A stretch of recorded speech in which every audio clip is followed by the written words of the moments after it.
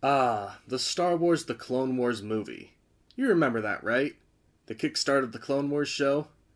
Yeah, I remember that movie. And I honestly love it.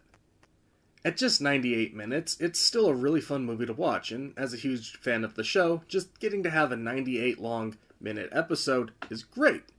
I love seeing how the show has improved from when the movie launched in 2008 to how beautiful it looks with the season 2 of Bad Batch. Now, I know what you're thinking. Why am I talking about the TV show movie? Well, that's because I recently read this book, Star Wars The Clone Wars by Karen Travis, which is an adaptation of the movie, but it actually came out a month before. I'm actually impressed because it's more or less one-to-one, with some extended scenes and minor changes to the movie. So, let's do this. The book starts with an introductory chapter about Jabba spending time with his son Rada before he sends Rada away while he conducts business. This is when Rada gets kidnapped, and then we cut to a scene where Dooku is talking to Zero the Hutt about the plot. While there's not a whole lot of information this opening gives us, it does give us a bit of insight as to how much Jabba cares about his son, little inner workings on Hutt business dealings, and, well, that's about it. I actually like this opening because it sets the stage for what's to come instead of just the introductory speech each episode of the show does. While the Zero and Dooku part aren't that exciting, I think it's okay. Oh, also, I'm just going to say this, I'm going to assume you have seen the Clone Wars movie, so if you haven't seen the movie and you're a little confused, I'll try my best to explain why certain scenes that happen in the book are important, but this one's more a review of it being an adaptation instead of it being a book as a whole. We then get a scene in Palpatine's office where he gets a call from Jabba about needing help. He discusses with Mace Windu about what they should do, with Palpatine using some subtle manipulation, like saying that Rada is innocent even if Jabba isn't. Eventually Windu agrees and goes to contact Obi-Wan and Anakin, who are on Christophsis. At Christophsis, Rex is resting with his men, gearing up for what they think will be them hunting the last of the battle droids before they get attacked by the droid army. Anakin has Rex and his men join him at an abandoned office building, and instead of clones using jetpacks, they just rappel down the building behind the CIS lines.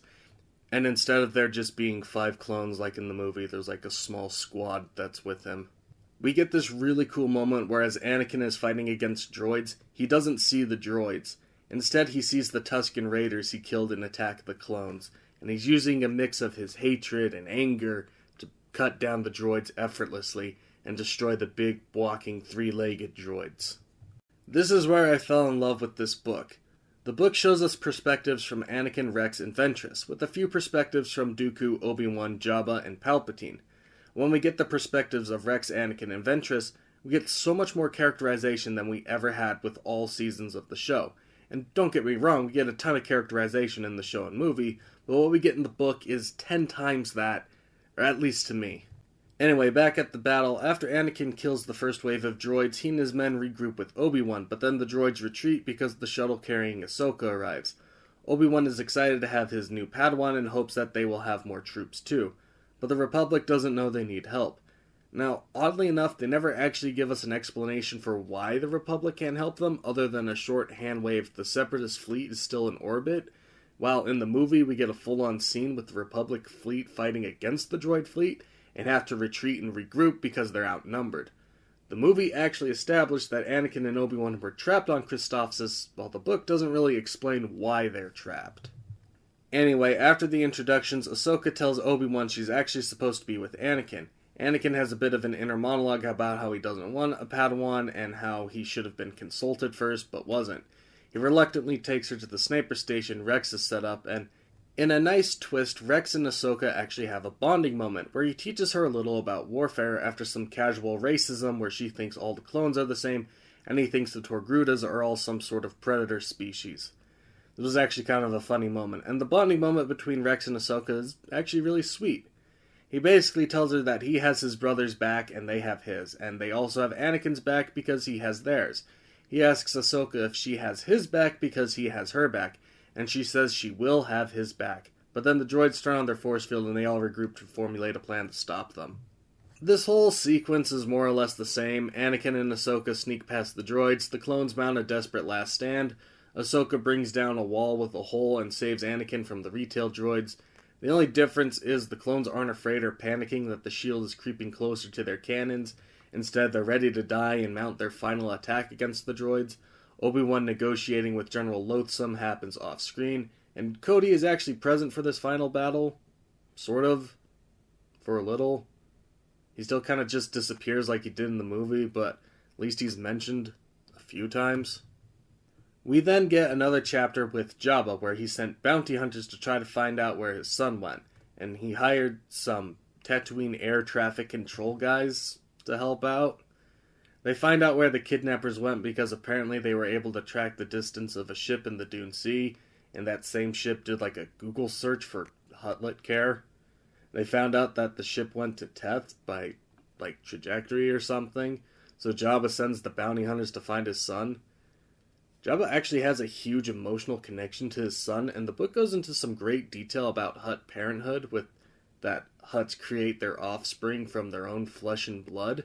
So he feels more emotionally connected to Rada than he thinks any human could, because it takes 2 humans to make a baby, versus a Hutt being it takes only 1 Hutt to make a baby, which is interesting. Back on Christophsis, Anakin, Obi-Wan, and Ahsoka meet up with Yoda and his reinforcements, with Yoda briefing them on what's happening. Ahsoka is using this time to bond with members of the 501st, while Yoda tells Anakin he needs to go to Teth. Anakin is disgusted by this and conveys a ton of emotions about having to help a Hutt, almost refusing to help because of his intense hatred towards Hutts, but is eventually convinced by Obi-Wan on this. I kind of like this scene because Rex doesn't really understand why Anakin doesn't like the Hutts, but he can tell that Anakin has had some trauma with the Hutts, and he's trying to keep his distance because it's a really personal matter for Anakin. I liked this moment. It was nice characterization. We then go back to Tatooine, and the bounty hunters Jabba sent came back dead. Unlike in the movie, however, the heads come back in a crate, and there's more than just like 6. And he also has the court clear before he looks inside the crate and unleashes in a fit of rage and fury about that action. Obi-Wan shows up a little time later, and Jabba tries to intimidate him and shows him all the heads, asking Obi-Wan what he thinks the Jedi can do if his best bounty hunters failed. Obi-Wan assures him that the Jedi will succeed and then leaves. And then Dooku shows up and says that he can save Rada, and Jabba's like, "Sure you can, buddy. Look at what happened to my best bounty hunters." On their way to the Teth Monastery, Anakin, Rex, and Ahsoka plan their operation. Rex has doubts, but he doesn't voice them and is ready to help them rescue Rada. The initial battle happens more or less the same as it does in the movie, but it takes a little longer with the clones hiding below the cliff longer as they cover the advances of the ATTEs. Anakin has an inner monologue about how he's worried about the casualty list that will happen and how so many clones will die for just a Hutt. I haven't really mentioned this yet, but Anakin really cares for the clones under his command and is really remorseful when they die, which is kind of interesting. Part of Anakin's character is he forms attachments, and it's interesting to see his affection for the clones. They scale the cliff wall, and Rex and his men slowly try to climb up, but fall behind Anakin, who's enjoying himself slaughtering the droids. This is all more or less the same as in the movie, except Anakin loses sight of Ahsoka and worries she might have died when the first ATTE got destroyed. But she still ends up saving him from the droidicas after he clears the landing platform. We then get a chapter from Ventress's perspective, and interestingly, she's a pretty different character. Instead of being a Night Sister, she's from Ratatak, a planet I don't really know a lot about, but I know it's a big thing in the KOTOR games. I've never played those games before, so I don't really know anything about the planet, but she has some interesting lore. She hates the Jedi, and that's because they never came to her planet's aid except for her old Jedi Master. Her parents died, and then he died, and now she hates the Jedi. And then she sends that one droid to execute the next part of her plan, which is to frame the Jedi for kidnapping Rada. Rex tells his men that because this is a hostage situation, they can't afford to check their targets, so if they see someone or something they know is not a hostage, they should still shoot them regardless. I will now take this to heart when I play Ready or Not. Moving in! Opening on the right.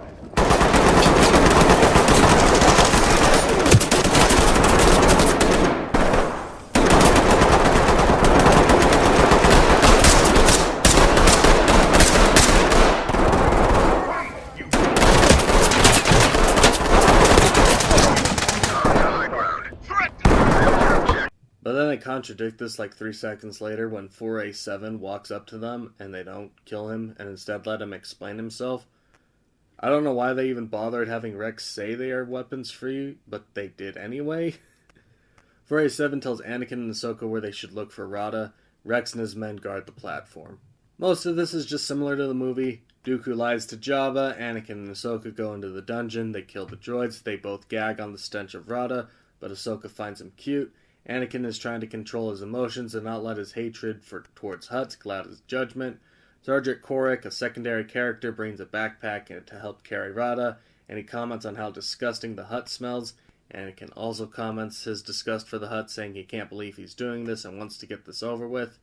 In a really cool twist, though, instead of 4A7 just watching them from a balcony, he actually does some hackeroony stuff and edits the security camera footage to make it look like Anakin and Ahsoka brought Rada to the jail cell. He just edits the video footage around and matches the timestamps. He also bonds with Ventress, and in a really odd twist, she's bemused by him and says he's a good patriot to the CIS. And she views him as a friend. I really like this because while it's not the canon character Ventress is, it's a nice way to characterize her, and something I honestly wasn't expecting to happen. Ventress sends the footage to Dooku and shows it to Jabba, who's incredibly mad about it.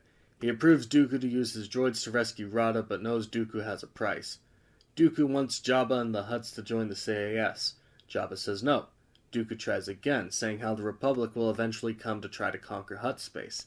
Jabba laughs at that because of how big the Hutt Empire is, and says they would be foolish to try. Dooku assures him that if the Hutts joined the CIS, they would be saved from Republic persecution. Oh, and this is something I found kind of interesting. Characters just speak Huttese instead of just having that interpreter droid translate. The droid's there, it just doesn't have a lot to do. But as Dooku continues to try negotiating with Jabba, the droids launch an attack on Teth, and this is my favorite moment in the book. Here the last ATTE gets shot up, but Anakin rushes to try to save it. While he fails at saving the walker from being destroyed, he is able to save the clones inside the walker and protects them as they retreat into the castle. This moment was really cool, and when they're inside the castle, Anakin is distraught at losing so many clones. Rex is upset by this too. Anakin and Ahsoka go look for another way out, while Rex and the clones set up defenses like it's siege. Ventress joins the droids and has them try to open the palace doors, and interestingly, instead of the droids being stupid like in the movie, they instead try the best way to cut into the doors, but their tools aren't good enough. Their commander keeps asking if they can use explosives, but she keeps saying no because this is a hostage situation. After a short back and forth on this, she eventually just forces the doors open, and before the fighting continues, she actually shows empathy for the clones because she knows they're just pawns for the Republic. Which is a really interesting way to characterize her, I think. Like, it's not much, she's still, is evil and all that, but she does have some remorse for the clones that are about to die as pawns of the Republic. During the battle, Anakin and Ahsoka bond for a bit, and Anakin tells her that part of being a general is that soldiers are going to have to die, and they just have to accept that.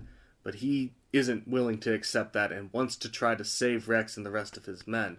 But Ahsoka tells him that they need to save the Huttlet because that's more important right now. Rex and his men are trying to hold the entryway, and instead of there being like 15 in the movie, there's 42 clones left. The battle goes about as well as it does in the movie, but in an interesting twist, Rex and the clones are able to make it so their helmets can make no sound so they can still talk to each other without anyone hearing while they play dead.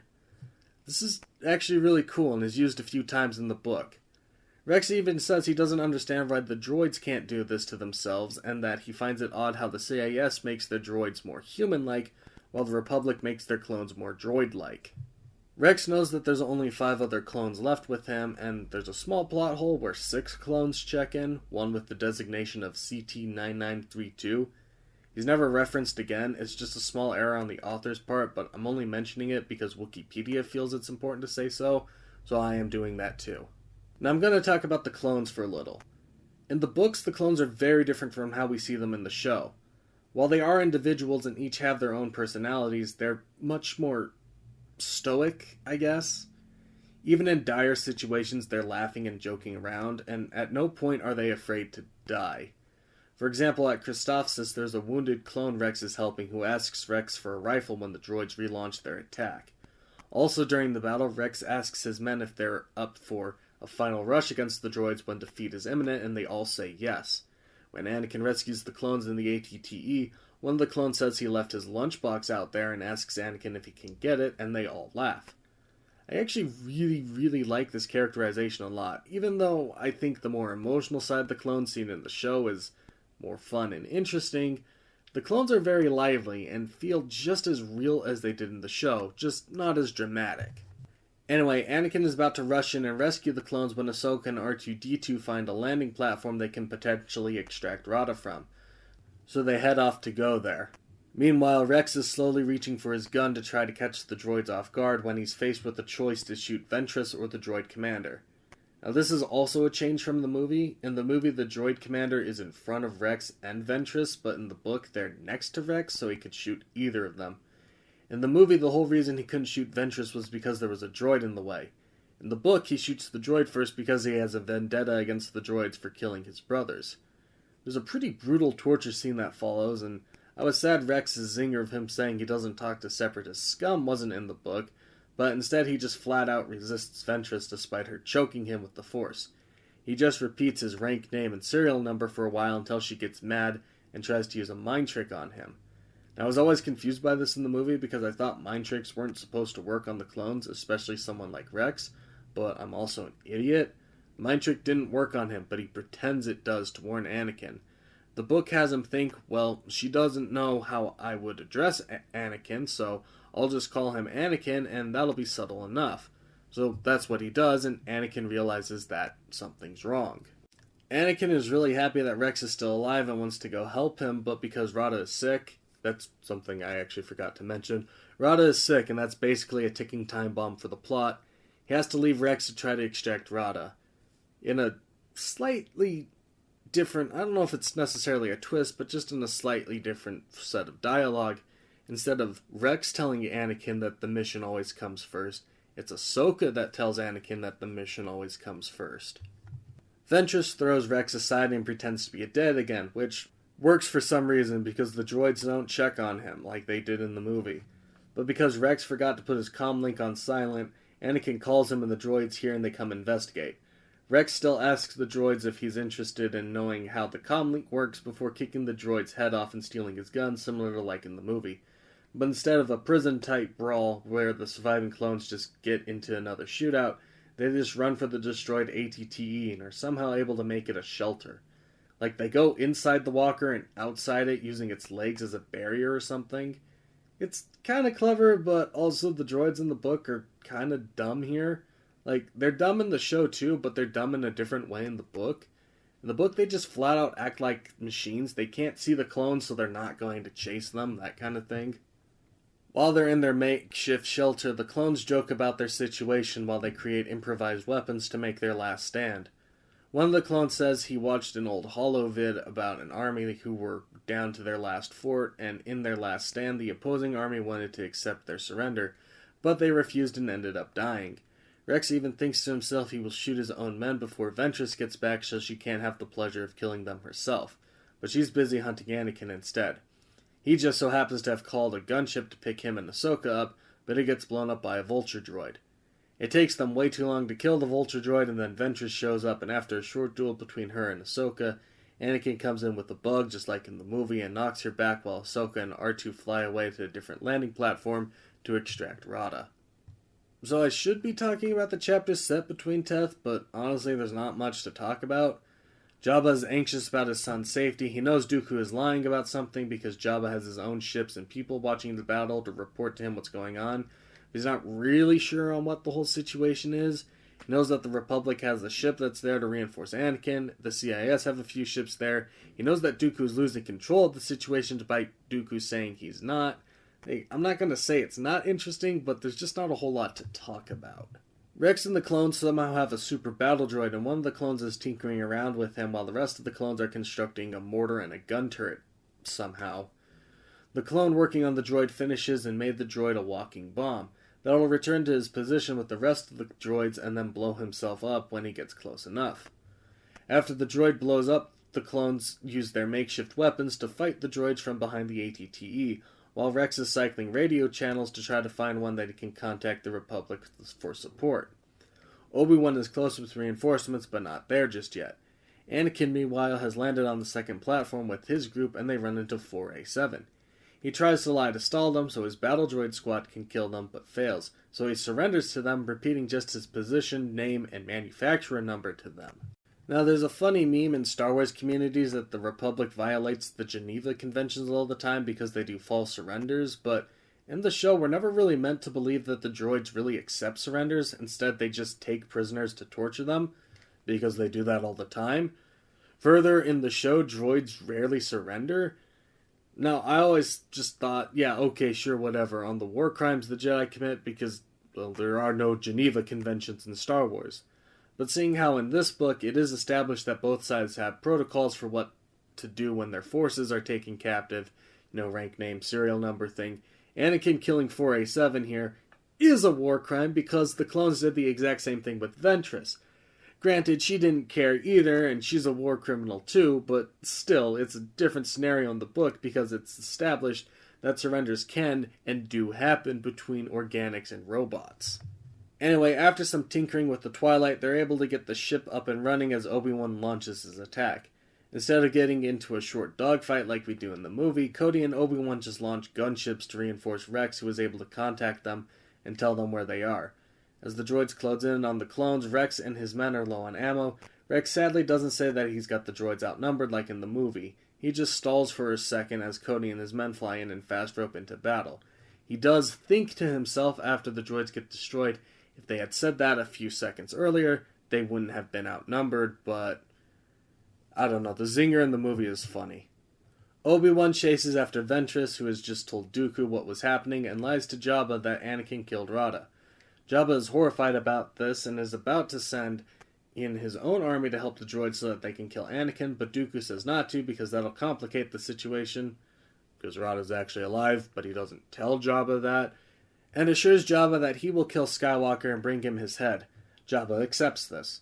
Anakin and Ahsoka try to fly to the okay, we'll leave that in.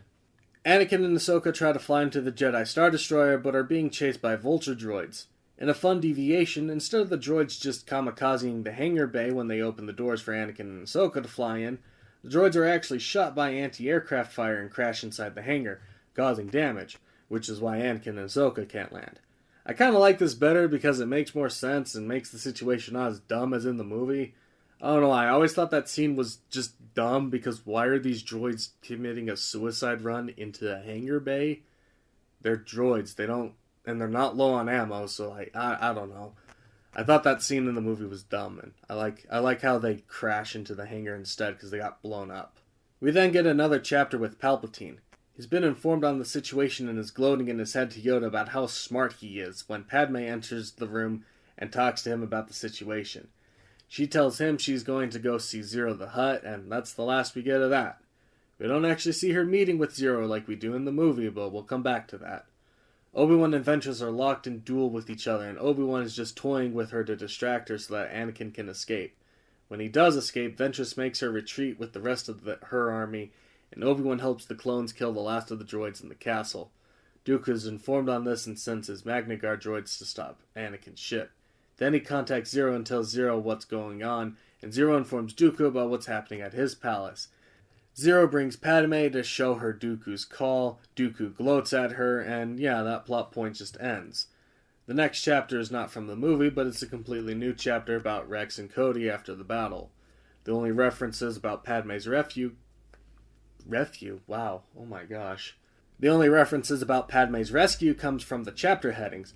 I haven't mentioned this because they're not really important, but each chapter has a quote from a character. Some of them are like news reporters, or some of them are like professors, or just other characters that we know, like Palpatine gloating about how smart he is and how he has the whole Republic and CIS under his control or whatever. But anyway, they're really just there to add world building into the book, but one of the quotes belonging to Commander Fox says he and his men rescued Padme, and there were no casualties, and that's all we get on her rescue, which I'm really disappointed about, because that's one of my favorite scenes in the movie, but I guess the chapter we get in its place is pretty good. Rex and Cody talk about how botched this operation was from the start because instead of sending in special forces for a hostage rescue, they sent in an army instead. And apparently the Republic has been having a lot of failed hostage rescues since even before the Clone Wars, which is interesting. This was almost one of them, and Rex feels that whoever the higher-ups are, not the Jedi, but those that apparently outrank them, have no idea what they're doing. He's also sad at the loss of so many of his men being dead, but Cody, being Cody, doesn't really question this, saying that that's just the reality of war. Rex is unsure on this, but ends the conversation there and regroups with his 5 survivors. Anakin and Ahsoka are ambushed above Tatooine, and after getting their ship shot down, they trek through the desert. Most of this is the same as in the movie. Ahsoka tries getting Anakin to open up about his past life on Tatooine. He refuses. They sense Dooku is coming. They separate with Ahsoka taking Rada and Anakin dueling with Dooku. The only major difference is the duel is much longer, and Ahsoka getting ambushed by Magna Guards is only seen for a second when one of the guards calls Dooku to show him. We don't see her fight, so she just wins, I guess, because the next time we see Anakin, he's racing to Jabba's palace and has a meeting with him where Jabba is about to torture him. But then Ahsoka shows up, gives him Rada, he's about to kill them still, then he gets a call from Zero. Padme explains to him what happened, Zero tells Jabba it's all true, and Dooku flies away and tells Palpatine what happened, and that's pretty much it. So, like all Star Wars audiobooks, it uses the sound effects and music pretty well. Since there's a lot more battles in this book, we hear the sound effects more. The reader did a phenomenal job portraying the many characters and using different voices for the clones, so we know who's who. There's a lot of nice details in the book on the more logistical and tactical side of warfare, instead of just multiple armies lining up to shoot each other like we see in the show all the time, and I'm really impressed at that. I'm also really impressed that they were able to take a movie that's not even 2 hours long and make it into an 8-hour book. And even though this book came out a month or so before the movie did, and it's technically the original version with the movie being an adaptation, I don't think the book was ever canon, so the movie was always the real thing and the book was just a novelization of it. And I think that's actually kind of cool.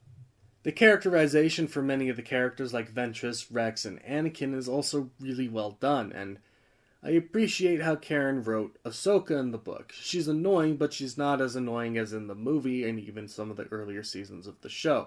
She's just a kid, but she's willing to learn, and she's not as annoying. She's still a little annoying, but not as unbearable as in the movie.